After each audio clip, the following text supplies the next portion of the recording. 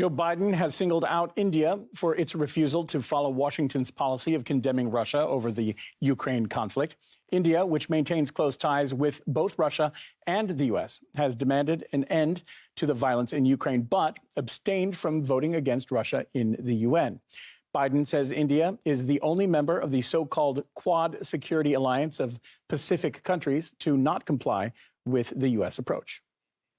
The Quad is, with the possible exception of India being somewhat shaky on some of this, but Japan has been extremely strong, so has Australia, in terms of dealing with Putin's aggression. As Western companies have been leaving Russia, their departure has created opportunities for Indian firms, particularly in the pharmaceutical industry. Russia's ambassador to New Delhi recently highlighted those emerging possibilities for strengthening bilateral economic ties.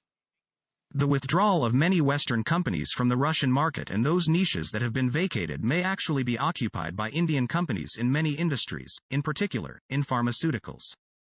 India's pharma industry is the world's third largest and currently valued at $40 billion. It's a major exporter to European markets, complying with the EU's strict standards, and is a world leader in research in the sector. Russia would be welcoming a lot of,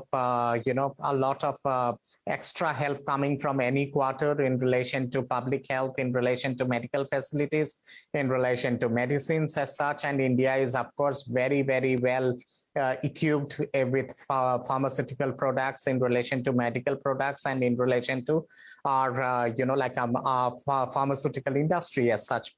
So I do understand that, like the way India had gone in for a purchase of huge amount of petrol and petroleum product from Russia recently. If there is a necessity and if there is a requirement, I'm sure the Indian pharmaceutical industry would also come forward.